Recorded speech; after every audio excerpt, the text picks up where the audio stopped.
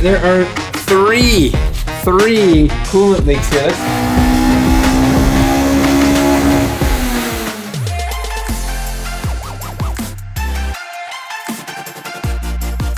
Welcome back to Celica, my 1977 Toyota Celica, and today is a big one, everyone. We are going to take this car to the dyno, get it tuned, but before that, we want to sync the ITBs, we want to make sure the coolant system is fully bled, and we want to take it up and down the road here just to make sure nothing falls off. So without further ado, let's get to work. All right, fellas, we're just putting a little extra coolant in there so that we can bring the motor fully up to temperature.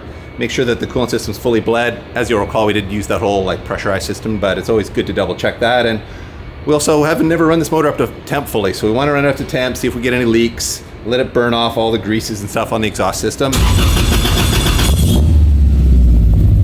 All right, got 90 PSI of oil pressure on idle. Woo! That's a whole bunch of pressure, but better than zero. Feel pretty good about that, and obviously we will start to see the water temp gauge move once it warms up, assuming it's working properly. What is our tachometer showing here? It feels like it's a lot more than 2,000 RPM when we have rev DP, so we probably have to sync that thing up. Yeah, it seems very lazy and slow, so it's definitely out of sync. So I'm just finishing up the calibration on the tach here, and it was super easy. Speed Hut just gives you, this side here, tells you which pulses per revolution to try, and we are at 2 pulses per revolution. So thankfully I've got a laptop here connected to the ECU so I can know exactly where the RPM is. So if we go ahead and start this car up now, so you can see we're at 1400 RPM here, and we're roughly, we're almost pretty dead on there, maybe just a hair lower, and we're at 1300 here too. So I think we're on the money with that. Well, a bit out of sync.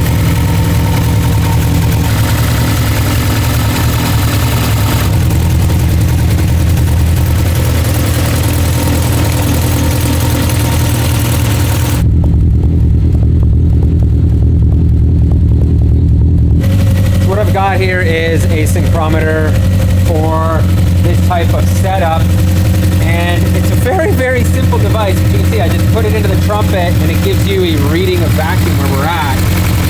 And then the goal is to get them to all be the same. You can see this one's reading lower than that one. That one was at 2, this was 1.5, and whoa. Damn, this one's at 6. And this one is almost at 10. So you can see there's certainly an inconsistency that's off here. And what I'm gonna do is start by adjusting. We've got 3 adjustment screws here. And you just have to sit here and slowly tweak them until you get them all in sync. And you can hear it in the exhaust system too. If you listen closely, you can hear it's almost like a misfire. You can hear the engine is almost like it's off, and that is because one cylinder is getting way more air than these two, right? You see, I turn that in, so I gotta see, so I'm turning it out. You can see it is coming up. Look at that, bam. So instantly increased it. So it is, you can see it does raise the idle, so it does, you kind of have to start with this one to get it dialed and then do it all the way across. So it is some work, but we'll get there.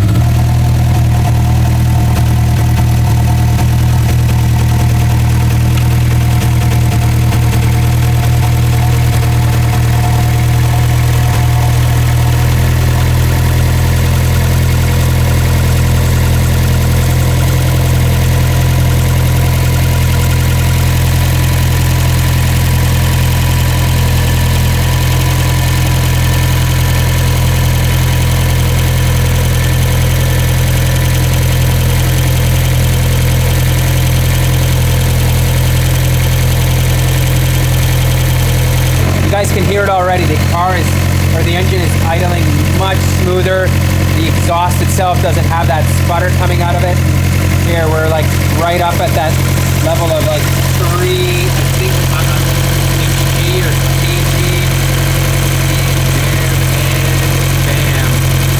So I'm gonna call that dialed, man. I don't want to mess with this anymore. I think we're right there. Just finishing tightening up the adjustment screws here, and we're pretty much ready to go to the dyno, right guys? Right? Right. Well, what is this? There are three coolant leaks here. Let's push this car back a little bit here. Not far enough that it rolls down the driveway here, but is that far enough, DP? Yeah. What do we got here? Coolant. Lots of coolant. I think the first one I see here is from the upper water neck here, the coolant housing, the housing up here. I see coolant there. And then back here, I see coolant from one of, maybe it's just a loose nut on the back here, or sorry, a bolt. I see one here. Looks like this rear housing bolt here is a little loose, so I think we found the culprit there. You're not gonna be able to see this sadly, but I can see the coolant dripping. It is coming from the upper rattles here, just running down where we can't see it. If I look here, I can see it, it's wet. I don't want to burn my finger here. Yeah, be careful. But you can see it's wet, so it's there. Damn it, that was hot. Way hotter than I expected. Damn. So do you want to know why it's leaking from there? Let me guess, I could see somebody was mucking about with this hose clamp here. It's not on proper. I put that JSP backing plate in there, so to get that in there, I had to take the clamp off that hose. And then I put the clamp back on, probably at a janky angle or something.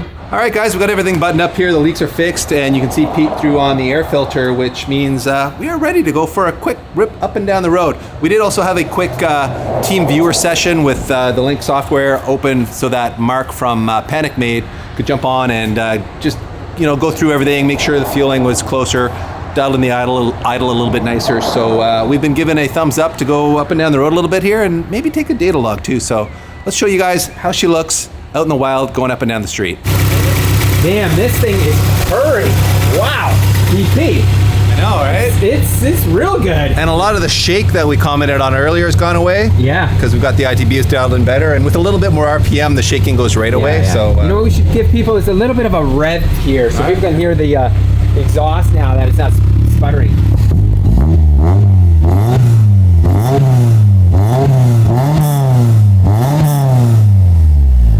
She's still got a little bit of tin. Yeah. A little bit of that tin. Little rasp happening there. Well, so yeah, but it's a four banger. Good, man. It sounds way better. All right, let's do it. Okay, let's go.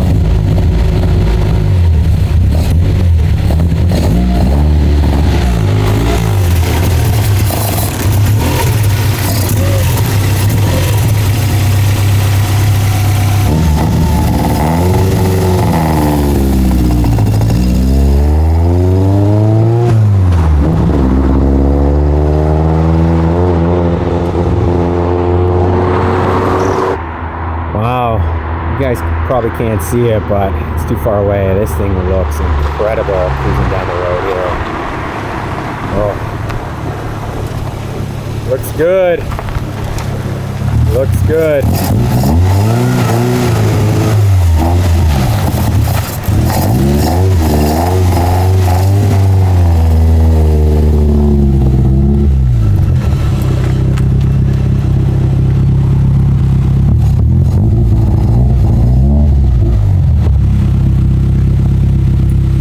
Well, DP, what do you think?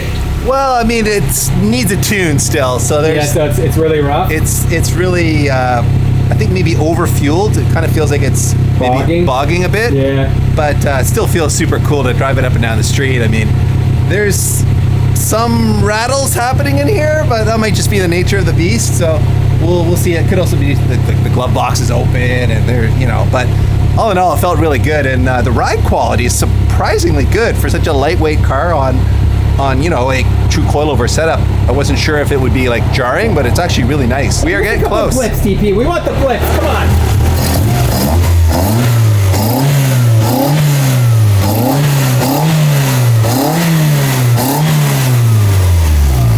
I know you're waiting for us to go to the dyno, but a couple of things we're buttoning up before we go. We wanted to put the hood on, and before we put the hood on, we wanted to test fit this racing jacket from Toy Garage, and it's based off of the old TRD racing jackets. that they designed back in the day for their race cars to force more air through the radiator and have less lift, because the hood sort of hangs over here and lots of air was sort of piling up under the underside of the hood and creating front lift. So this apparently fixes the front lift problem. However, installing it's not for the faint of heart. You do have to drill holes in this filler panel behind the chrome bumper. And the JDM filler panel doesn't have these two holes in it. And where the brackets that allow this thing to hinge down out of the way so that when you open the hood, it's clear, bolt to that filler panel where we have big holes in our USDM filler panel. So we have no way of securing the brackets that come with it properly. So Pete and I have kind of been playing around with the position of it, seeing if we can just drill down through the bottom of it and fasten it to the existing filler panel that we do have. And if we push it back into this position, we could do that, and it does clear the hood hinges, so we wouldn't have to have it open and close the hood.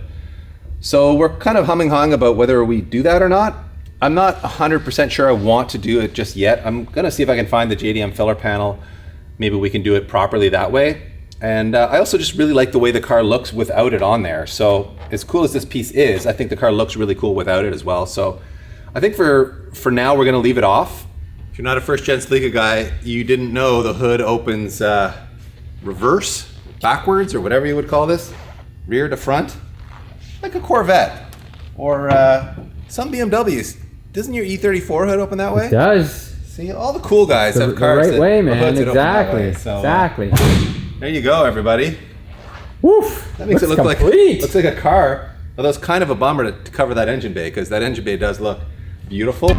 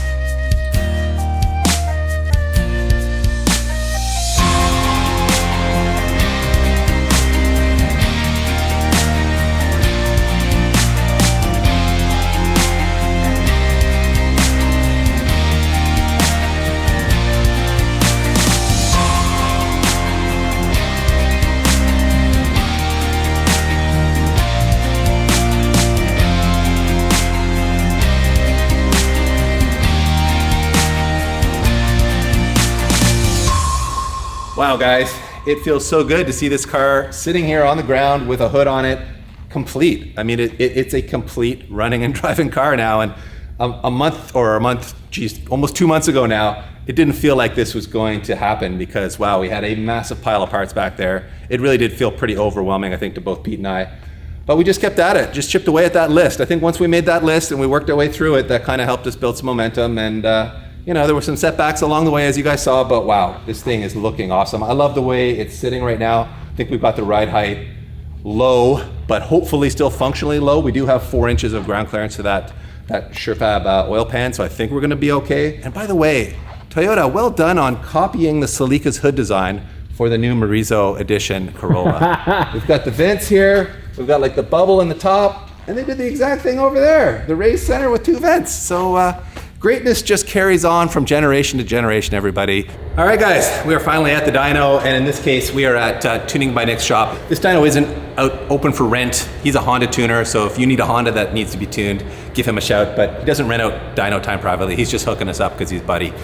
And Mark Panic, of course, from Panic Made is going to come in remotely and tune this. He's been helping us with the street tuning, and now we're gonna finish it off on the dyno. So let's get her strapped down to the rollers and get this party started.